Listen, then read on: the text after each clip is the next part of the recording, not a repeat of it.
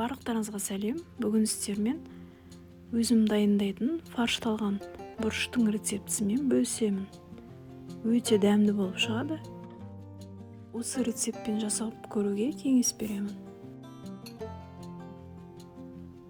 Ең алдымен күрішімізді жуып, отымызға қоямыз. Жабыспас үшін өсімдік майын қосамыз. Сосын кішкене дәміне қаратай тұз қосамыз. Араластырып, үстіне салқын суымызды құямыз.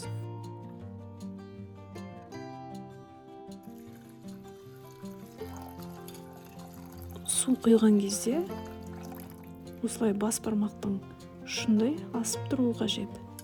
Сонда күрішіміз шашырап әдемі болып піседі. Бізге қатты езіліп пісудің қажеті жоқ, шала піссе де бола береді. Енді қақпағын жауып, қайнатамыз. Қайнаған соң астын басып қоямыз.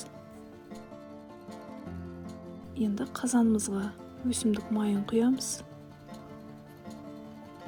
Сосын қызған соң пиязымызды саламыз.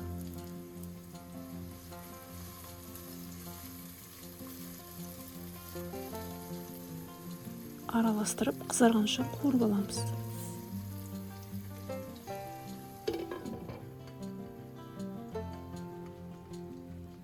Күрішіміз қайнады.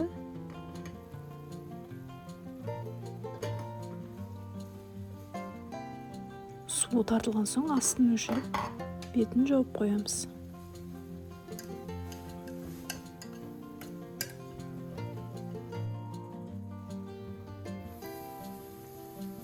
Пиязымыз қуырылып болды. Енді кішкене етімізді саламыз. Немесе ет қоспасаңыздар да болады. Араластырып қуырып аламыз.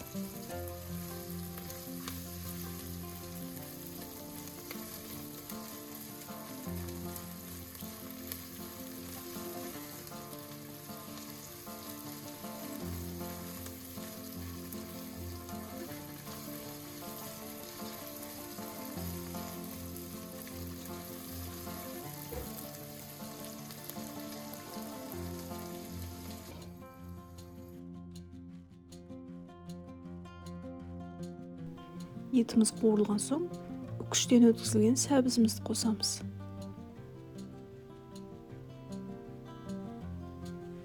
Араластырып, енді сәбізімізді қуырып аламыз.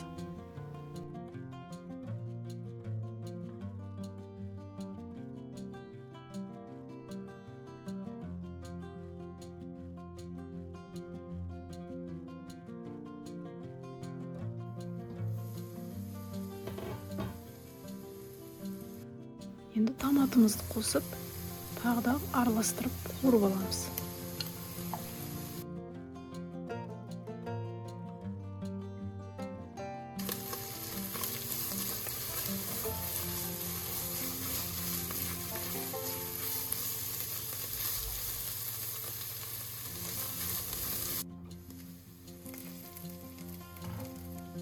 Үстіне салқын суымызды құямыз.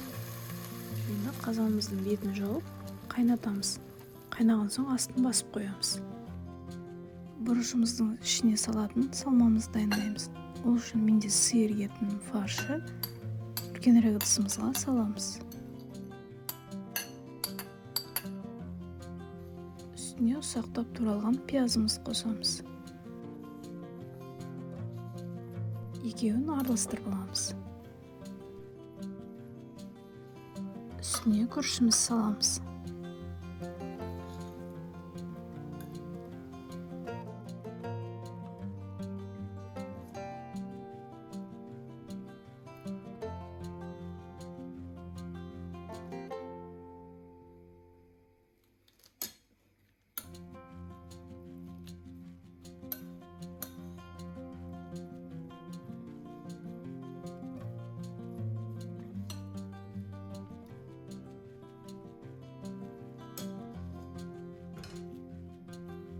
Енді барлығын жақсылап араластырамыз.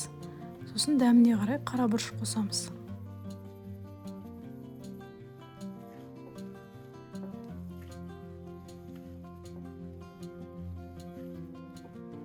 міне осылай араластырып алдық.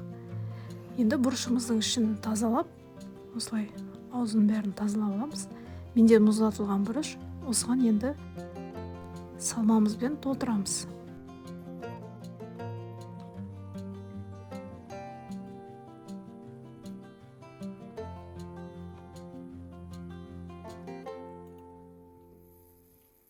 Суымыз қайнап жатыр. Енді астын басып, қақпағын кішкене осылай ашып қоямыз. Барлығын толтырып алдық. Міне қатты толтырмаймыз. Өйткені күрішіміз өсіп, тағы да піседі.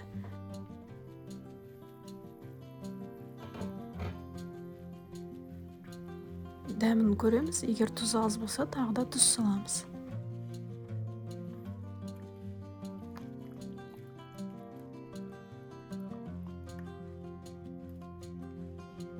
Сосын дәміне қарай қара бұрышымызды қосамыз. Ұсақтап туралған картопымызды қосамыз.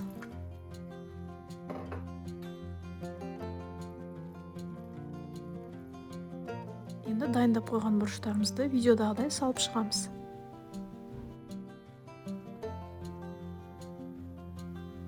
Бетін жауып қайнатамыз. Қайнаған соң астын басып, жарты сағаттай қайнатамыз. Міне тамағымыз пісті, астын өшіреміз. Енді дайын тамағымызды ыдысымызға саламыз.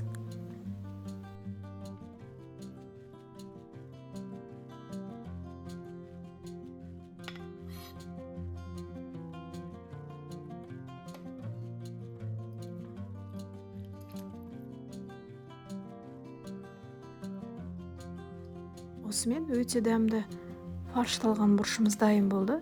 Видео рецепт ұнаса, лайк басып, пікір қалдырыңыздар. Сіздермен болған Әсел, келесі видеода кездескенше.